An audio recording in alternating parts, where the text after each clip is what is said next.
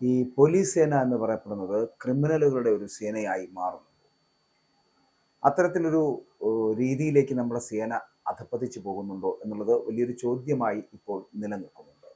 കാരണം അതിന് ഏറ്റവും ഉദാഹരണമായിട്ട് നമുക്കിപ്പോൾ പറയാൻ കഴിയുന്നത് ഡിവൈഎസ്പി ഉമേഷുമായി ബന്ധപ്പെട്ട് വരുന്ന വിഷയങ്ങളാണ്. CI ബിനു തോമസിന്റെ ആത്മഹത്യയും ആത്മഹത്യാക്കുറിപ്പും ഒക്കെ വലിയ ചർച്ചയായപ്പോഴാണ് ഈ വിഷയം വീണ്ടും കേരളക്കര ചർച്ച ചെയ്യാൻ തുടങ്ങിയിരിക്കുന്നത്. പക്ഷെ പലപ്പോഴും ഇതിന്റെ അനുഭവങ്ങൾ പലർക്കും ഉണ്ടായിട്ടുണ്ട്. അതായത് ഈ പോലീസുമായിട്ട് ബന്ധപ്പെട്ട് വരുന്ന വിഷയങ്ങളിൽ എപ്പോഴെങ്കിലും ഇടപെട്ടിട്ടുണ്ടെങ്കിൽ, അല്ലെങ്കിൽ ഏതെങ്കിലും ഒരു പോലീസ് സ്റ്റേഷനിൽ പോയിട്ടുണ്ടെങ്കിൽ ആ പോലീസ് സ്റ്റേഷനിൽ നിന്ന് ലഭിക്കുന്ന തിക്താനുഭവങ്ങൾ നമ്മുടെ പൊതുസമൂഹത്തെ, ജനങ്ങൾക്ക് ഉണ്ടാക്കുന്ന ബുദ്ധിമുട്ടുകൾ, അവർ പിന്നീട് ഒരിക്കലും ഈ പോലീസ് സ്റ്റേഷനുകളിൽ കയറരുതേ എന്ന് ചിലപ്പോൾ പ്രാർത്ഥിച്ച് മുന്നോട്ട് പോകുന്ന ഒരു അവസ്ഥയിലേക്ക് എത്തപ്പെടുന്നു.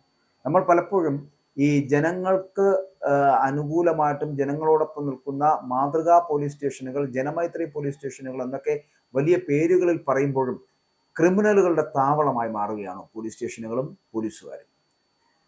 ഈ ചോദ്യം കഴിഞ്ഞ കുറേ വർഷങ്ങളായി കേരളത്തിലെ പൊതുസമൂഹം സ്വയവും പരസ്യമായും ചോദിച്ചുകൊണ്ടിരിക്കുന്ന ഒരു ചോദ്യമാണ്. അങ്ങനെ വ്യാപകമായി ഈ ഒരു ചോദ്യം ഉയരണമെങ്കിൽ സമൂഹത്തിൽ അതിനനുസരിച്ചുള്ള എന്തെങ്കിലുമൊക്കെ കുറെ തിക്തഫലങ്ങൾ ഉണ്ടായിട്ടുണ്ടാകാം. അല്ലാതെ ഒരിക്കലും ഒരു ദിവസം പെട്ടെന്ന് അങ്ങനെ നമ്മളുടെ ആരുടെയും മനസ്സിൽ ഇങ്ങനെ ഒരു ചിന്ത വരില്ല.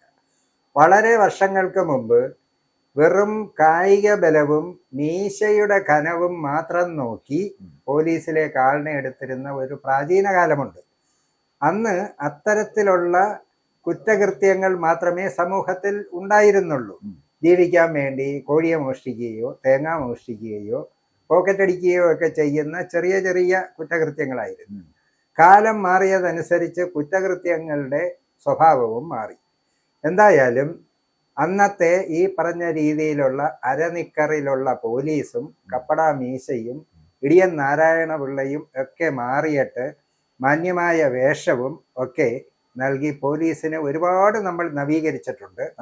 അവരുടെ വിദ്യാഭ്യാസ യോഗ്യത ഉയർത്തിയിട്ടുണ്ട്, നല്ല ട്രെയിനിങ്ങുകൾ കൊടുത്തിട്ടുണ്ട്, ഒക്കെ ഉണ്ട്. പക്ഷെ ഇതൊക്കെ ചെയ്തിട്ടും പണ്ട് പോലീസിനെ കുറിച്ച്, അല്ലെങ്കിൽ പോലീസിനെ മൊത്തത്തിലല്ല നമ്മൾ ഈ പറയുന്നതൊന്നും, പോലീസ് സേനയിലെ കുറെ പേരെങ്കിലും ഇത്തരത്തിൽ കുറ്റകൃത്യങ്ങളിൽ കുറ്റവാസന, അതായത് കുറ്റവാളികളെയും കുറ്റവാസനയുള്ളവരെയും കറക്റ്റ് ചെയ്യാനുള്ള പോലീസിൽ തന്നെ അതിനേക്കാൾ കവച്ചു വെക്കുന്നവർ ഉണ്ടായാൽ വേണമെങ്കിൽ ഇത്തരക്കാർക്കൊരു ന്യായം പറയാം. ഞങ്ങളൊക്കെ മര്യാദക്കാരായിരുന്നു, ഇത്തരക്കാരുമായിട്ട് കൂട്ടുകൂടി ഈ മുല്ലപ്പൂ ഏറ്റു കിടക്കുന്ന പോലെ അവന്മാരുടെ കൂടെയൊക്കെ കൂടിയാണ് ഞങ്ങളുമൊക്കെ ഇങ്ങനെ ആയിപ്പോയെന്ന് വേണമെങ്കിൽ പറഞ്ഞു നിൽക്കാം. പക്ഷേ നിയമത്തിന്റെ മുന്നിലും സമൂഹത്തിന്റെ മുന്നിലും ധാർമ്മികതയുടെ മുന്നിലും അതൊന്നും വിലപ്പോവില്ല. എന്തായാലും ഒരു കാര്യം വളരെ ഉറപ്പാണ്, നിയമസഭാ ചോദ്യങ്ങൾക്ക് പോലും മറുപടി പറഞ്ഞു വരുന്നുണ്ട്. ക്രിമിനൽ കേസുള്ളതും ക്രിമിനൽ സ്വഭാവമുള്ളതുമായ പോലീസ് ഉദ്യോഗസ്ഥർ താഴ്ന്ന തലത്തിൽ തൊട്ട് അങ്ങ് വലിയ തലത്തിൽ വരെ ഉണ്ടെന്നുള്ളത് സർക്കാർ തന്നെ നിയമസഭയിൽ പറയുന്നു എന്നുള്ളപ്പോൾ ഇതൊരാരോപണമല്ല, ആക്ഷേപമല്ല, അതിശയോക്തിയല്ല, ഒരു യാഥാർത്ഥ്യമാണ്. ഇനി എന്തുകൊണ്ടാകാം ഇത്തരത്തിലൊക്കെ അവരും ആകുന്നത് എന്ന് ചോദിച്ചാൽ അത് പല സാഹചര്യങ്ങൾ ഉണ്ടാകാം. ഏതെങ്കിലും ഒരു സാഹചര്യത്തിൽ ഏതെങ്കിലും ഒരു ഇരയെ കിട്ടുകയും ആ ഇര അവരുടെ ഒരു മാനസികാവസ്ഥയും അവരുടെ സാമൂഹ്യ പശ്ചാത്തലവും ഒക്കെ വെച്ചൊരു പക്ഷേ പുറത്തൊന്നും പറയപ്പെടാതെ വന്നാൽ അതൊരു ധൈര്യമാകും. ഈ നമ്മളെപ്പോഴും പറയുമല്ലോ, തുടക്കത്തിൽ ഒരു എതിർപ്പോ ഒക്കെ വന്നാൽ പലരും അത് നിർത്തും. പക്ഷെ തുടക്കത്തിലെ ചില സംഗതികൾ വിജയിച്ചാൽ പിന്നെ ഇത് ആവർത്തിക്കാൻ നോക്കും. അതുകൊണ്ടും കൂടി ആയിരിക്കാം. എന്തായാലും ഇപ്പോൾ ഇതെല്ലാം സ്ത്രീകൾ തുറന്നു പറയുന്നുണ്ട്. ചിലര് അത്തരം വിഷയങ്ങൾ ഉണ്ടാകുമ്പോൾ തന്നെ പറയുന്നു, മറ്റു ചിലർ വേറെ ആരെങ്കിലും ഇങ്ങനെ വരുമ്പോൾ അതിൽ നിന്ന് ഊർജവും ധൈര്യവും കിട്ടി വരുന്നു. എന്തായാലും വ്യാപകമായി ഇത്തരത്തിലുള്ള പരാതികൾ പോലീസിൽ നിന്നും വരുന്നത് ഒരു പരിഷ്കൃത സമൂഹമായ കേരളത്തിന് ഒട്ടും ഭൂഷണമല്ല. അതിന്റെ സാധ്യതകളും സാഹചര്യങ്ങളും എങ്ങനെ ഇതുണ്ടാകുന്നു എന്നൊക്കെ ഉള്ളത് വിശദമായി നമ്മൾ അപഗ്രഥിക്കേണ്ടതാണ്. ശരിയാണ്. ഇവിടെ ഈ ഉമേഷുമായിട്ട് ബന്ധപ്പെട്ട് വരുന്ന ഡിവൈഎസ്പി ഉമേഷുമായിട്ട് ബന്ധപ്പെട്ട് വരുന്ന വിഷയമാണ് നമ്മൾ ഇങ്ങനെ ഒരു വിഷയം കൈകാര്യം ചെയ്യാനും ചർച്ച ചെയ്യാനുമുള്ള ഇടയാക്കിയതെന്ന് വേണമെങ്കിൽ പറയാം. കാരണം ഉമേഷ് എന്ന് പറയപ്പെടുന്ന ഒരു പോലീസുകാരൻ എൻറ്റയർ പോലീസ് സേനയ്ക്ക് തന്നെ നാണക്കേടാവുകയാണ്, തീരാ കളങ്കമായി മാറുകയാണ്.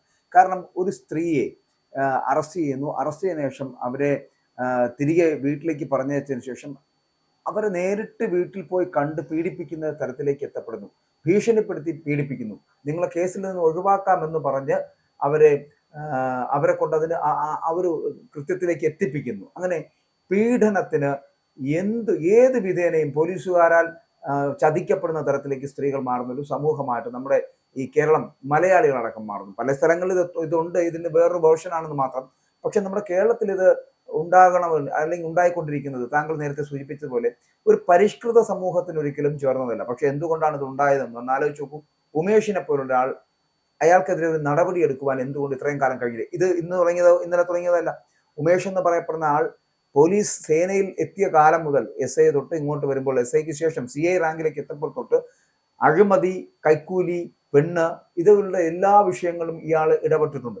അന്നൊക്കെ ആരുടെയെങ്കിലും ഇടപെടൽ കാരണം ഇയാൾ രക്ഷപ്പെട്ടിട്ടുമുണ്ട്. പക്ഷെ ഒരു നടപടിയിലേക്ക് പോയിട്ടില്ല. ഇപ്പോൾ ഇത് ഒരു നടപടിയിലേക്ക് എത്തപ്പെടാൻ പോകുന്നു, അല്ലെങ്കിൽ നടപടി എടുക്കേണ്ട ഒരു സാഹചര്യത്തിലേക്ക് എത്തപ്പെടുന്നത് എന്തുകൊണ്ടാണെന്ന് അറിയാമോ? അതിന് വില കൊടുക്കേണ്ടി വന്ന ഒരാളുടെ ജീവനാണ്. CI ബിനു തോമസ് ആത്മഹത്യ ചെയ്തപ്പോൾ അയാളുടെ ആത്മഹത്യക്കുറിപ്പിൽ പറയുന്ന കാരണങ്ങളിൽ അയാൾക്ക് ഒരുപാട് കാരണങ്ങൾ ഉണ്ടായിരുന്നു എന്നാണ് പറയപ്പെടുന്നത്. കാരണം അന്ന് അദ്ദേഹത്തിന് പുറത്തുണ്ടായിരുന്ന ജോലി സമ്മർദ്ദം ഉണ്ടായിരുന്നു. കൂടാതെ ആണ് ഈ പറയുന്ന ഉമേഷുമായി ബന്ധപ്പെട്ട് വരുന്ന വിഷയങ്ങൾ അദ്ദേഹം അതിനകത്ത് കുറിപ്പായിട്ട് എഴുതി വെച്ചിരിക്കുന്നത്. പോലീസ് സ്റ്റേഷനിൽ നിന്ന് ഈ സ്ത്രീ പോകുന്നത് അടക്കമുള്ള കാര്യങ്ങൾ കൃത്യമായിട്ട് പറയുന്നു. അതിനുശേഷം പോലീസ് സ്റ്റേഷനിൽ നിന്ന് ഉമേഷ് നേരെ ആ വീട്ടിലേക്ക് ചെല്ലുന്നു. അവിടെ ചെന്ന് ആ സ്ത്രീയെ വലിച്ചിഴച്ച് ടെറസിന് മുകളിലേക്ക് കൊണ്ടുപോയി അവിടെ ഇട്ട് പീഡിപ്പിക്കുന്നതടക്കമുള്ള കാര്യങ്ങൾ വളരെ കൃത്യമായിട്ട് കുറിച്ചു വെച്ചിട്ടുണ്ട് ഈ ആത്മഹത്യാക്കുറിപ്പിൽ ബിനു തോമസ് എന്ന് പറയപ്പെടുന്ന വ്യക്തി. പക്ഷെ അദ്ദേഹം ആത്മഹത്യ ചെയ്തു. ഒരാളുടെ മരണം വേണ്ടി വന്നു, അല്ലെങ്കിൽ ജീവൻ കളയേണ്ടി വന്നു. ഉമേഷിനെ പോലൊരു നരാധമനെ ഈ നടപടികളിലേക്ക് കടക്കാൻ പോലും ഇത്രയും ഗതികെട്ട് പോയോ നമ്മുടെ ആഭ്യന്തര വകുപ്പ്? ആഭ്യന്തര വകുപ്പ് ഗതികെട്ടോ എന്ന് ചോദിച്ചാൽ, ഒരു വകുപ്പിൽ എത്രയോ ആയിരങ്ങൾ എല്ലാം കൂടി ചേരുന്നതാണ് ഒരു വകുപ്പ്. അതിൽ ചില ഉദ്യോഗസ്ഥരാണ് ഇത് ചെയ്യുന്നത്. പക്ഷെ അവിടങ്ങളിലൊക്കെ ഈ കൃത്യമായ നടപടികൾ തുടക്കത്തിൽ തന്നെ ഉണ്ടാകുമായിരുന്നു എങ്കിൽ ഇതിവിടം വരെ എത്തുമായിരുന്നു. അതെ, അവിടെ തൊട്ട് പാളിച്ചകളുണ്ട്. ഇപ്പൊ നമ്മൾക്ക് പിന്നെ ഏറ്റവും പ്രധാനമായി പറയാൻ കഴിയുന്നത്, പണ്ടൊക്കെ പോലീസ് സേനയിൽ അച്ചടക്കത്തിന്റെ പര്യായമായിരുന്നു പോലീസ് സേന. പക്ഷേ നിർഭാഗ്യവശാൽ അവിടെയും സംഘടനാ സ്വാതന്ത്ര്യം എന്ന് ലഭിച്ചു തുടങ്ങിയോ അന്ന് മുതൽ ഒരു അധിക ധൈര്യം, അതിപ്പോൾ ഏതു മേഖലയിലായാലും നമ്മൾ ഒറ്റയ്ക്കാണ്, നമ്മൾക്ക് സംഘടിതമായ ഒരു ശക്തിയില്ല എന്നുണ്ടെങ്കിൽ നമ്മളൊന്ന് അറയ്ക്കും. ഒരു സംഘടിത ശക്തിയായിട്ട് ഞാൻ എന്തെങ്കിലും തെറ്റ് ചെയ്താലും എന്നെ രക്ഷിക്കാനോ ചോദിക്കാനോ അതൊക്കെ വ്യാജമാണെന്ന് പ്രചരിപ്പിക്കാനോ ഒരു പിൻബലം കിട്ടുമെങ്കിൽ അവിടെ സ്വാഭാവികമായി അത് ഒരു എന്താ പറയുക, മനഃശാസ്ത്രപരമായി കിട്ടുന്ന ഒരു അധിക ധൈര്യമാണ്. അത് കുറേ നാളുകളായി ഈ സേനയിൽ ഉണ്ട്. അത് ഒന്ന് പുനരാലോചിക്കാൻ ഇത്തരത്തിലുള്ള സമയങ്ങളിൽ ആലോചിക്കേണ്ടതല്ലേ എന്നും പൊതുസമൂഹത്തിന് ഒരു ചോദ്യം ഉണ്ട്. എല്ലാ മേഖലയിലെയും പോലെ ആകരുതല്ലോ. ഇപ്പൊ അങ്ങനെയാണെങ്കിൽ പട്ടാളക്കാർക്കൂടെ നാളെ സംഘടിക്കാനും അഭിപ്രായം പറയാനും ഇപ്പൊ ഏതെങ്കിലും ഒരു സാഹചര്യത്തിൽ മുകളിൽ നിന്നുള്ള രാജ്യരക്ഷാ വകുപ്പിന്റെ ഒരു ഉത്തരവ് വന്നാലും ഞങ്ങളത് ആലോചിച്ചിട്ട് അത് ശരിയല്ലെന്ന് തോന്നുന്നു, ഞങ്ങൾ ആക്രമിക്കില്ല, അല്ലെങ്കിൽ യുദ്ധം ചെയ്യില്ല, അല്ലെങ്കിൽ പ്രതിരോധിക്കില്ല എന്നൊക്കെ പറഞ്ഞാൽ ബുദ്ധിമുട്ടാവില്ലേ? അപ്പൊ അവിടങ്ങളിലൊക്കെ ചില നിയന്ത്രണങ്ങൾ നമ്മൾക്ക് ആവശ്യമാണ്.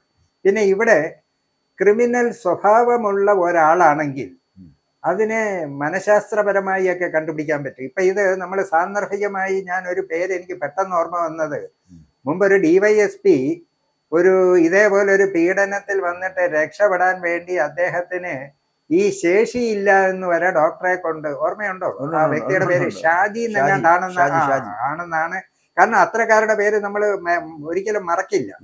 അത് കാണാപ്പാടം പഠിക്കേണ്ട കാര്യമില്ല. നമ്മുടെയൊക്കെ മനസ്സിനെ, സമൂഹ മനസാക്ഷിയെ ഞെട്ടിച്ച ഒരു സംഭവമാണ്. അപ്പൊ ഇദ്ദേഹത്തിന് ഇപ്പോൾ മറ്റേ ദേഹത്തിന്റെ എക്സാമ്പിൾ പറയാൻ കഴിയും. അങ്ങനെ പോയാൽ പല പല എക്സാമ്പിൾ കാണാൻ കഴിയും. ഇപ്പൊ നിയമസഭയിൽ തന്നെ ഇത്തരക്കാരെ എന്ത് ചെയ്യുന്നു എന്നൊരു ചോദ്യം വന്നപ്പോൾ 144 പോലീസുകാരെ പിരിച്ചുവിട്ടു എന്നൊരു നിയമസഭാ മറുപടി വന്നു. പക്ഷെ പിന്നീട് അതേ ചോദ്യം വിവരാവകാശത്തിൽ വന്നപ്പോൾ അത് 14 പേരെന്നുള്ളൊരു മറുപടിയും വന്നു. ഇതിലേതെങ്കിലും ഒന്നല്ലേ ശരിയാവും? ഒന്നുകിൽ 144 പേരെയും പിരിച്ചുവിട്ടു, ഇല്ലെങ്കിൽ 14 പേരെയും പിരിച്ചുവിട്ടു. ഇത് രണ്ടിലേതാ ശരി?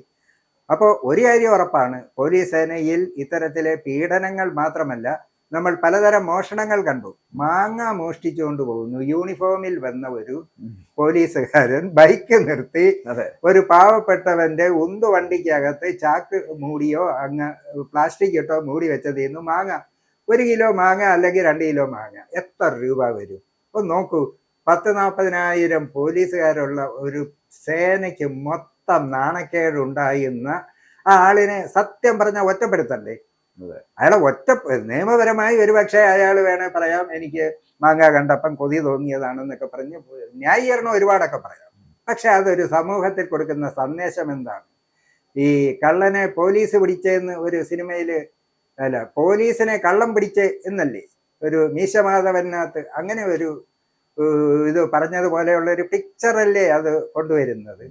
അതുപോലെ വേറെയും ചില മോഷണങ്ങൾ ആ സമയത്ത് വന്നു. കൗണ്ടറിൽ, ഒരു കടയുടെ കൗണ്ടറിൽ കയറി ഇരുന്നിട്ട് കൗണ്ടറിലെ രൂപ എടുത്തുകൊണ്ട് പോവുക, ഇത്തരത്തിലൊക്കെയുള്ള പിന്നെ എന്താ പറയുക, ചെറിയ നിലവാരം കുറഞ്ഞ മോഷണങ്ങൾ തൊട്ട് ഇത്തരത്തിലുള്ള വലിയ പീഡനങ്ങൾ.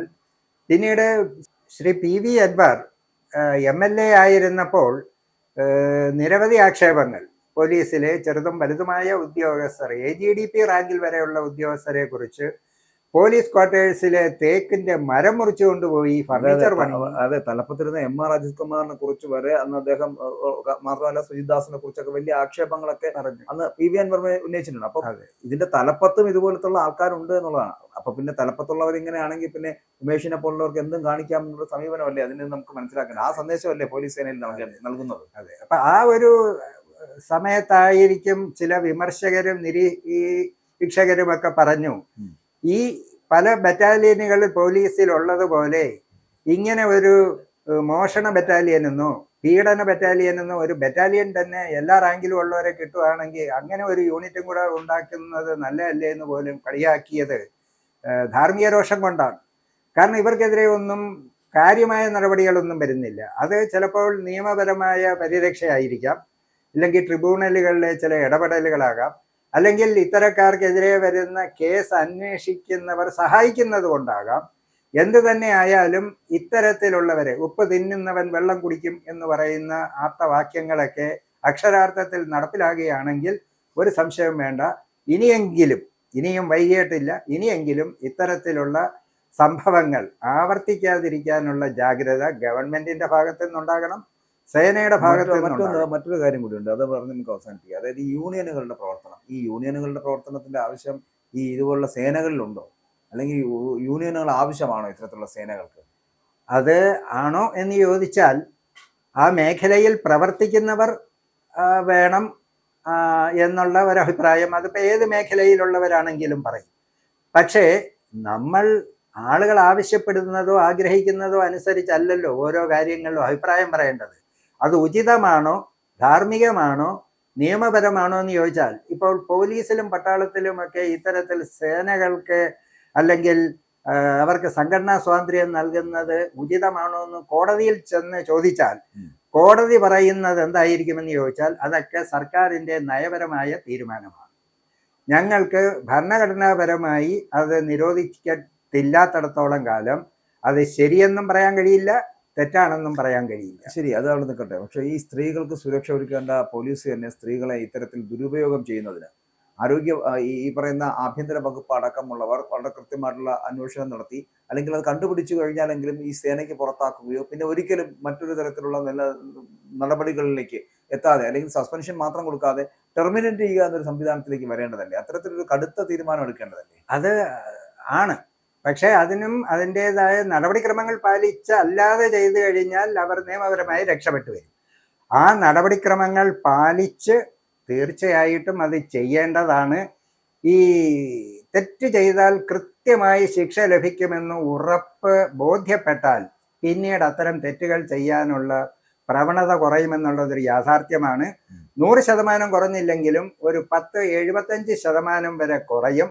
അതാണ് നമ്മൾ ചില അറബ് രാഷ്ട്രങ്ങളിലെ പരസ്യ ശിക്ഷ കാണുന്നത് കൊണ്ടാണ് അവിടെ പലരും തെറ്റ് ചെയ്യാൻ ധൈര്യപ്പെടാത്തതെന്നുള്ളതിനകത്ത് ഒരു വലിയ പരിധി വരെ ഒരു യാഥാർത്ഥ്യമുണ്ട്. അത് നമ്മുടെ പോലീസ് സേനയിലും കൃത്യമായ ശിക്ഷ, അതായത് അവർ ചെയ്ത തെറ്റിന് ആ ഗ്രാവിറ്റിക്ക് അനുസരിച്ചുള്ള ശിക്ഷ, പിരിച്ചു വിടേണ്ടതാണെങ്കിൽ പിരിച്ചു വിടുക തന്നെ ചെയ്യണം. അവിടെ പിന്നെ രാഷ്ട്രീയമോ മറ്റ് വിഭാഗീയതയോ ഒന്നും ഉണ്ടാകരുത്. അവിടെ മെറിറ്റ് മാത്രം നോക്കി നടപടിയെടുത്താൽ ഈ സേനയെ 100% കുറ്റമറ്റതാക്കാൻ കഴിയുമെന്ന് കേരളത്തിലെ മുഴുവൻ ജനങ്ങളും വിശ്വസിക്കുന്നു.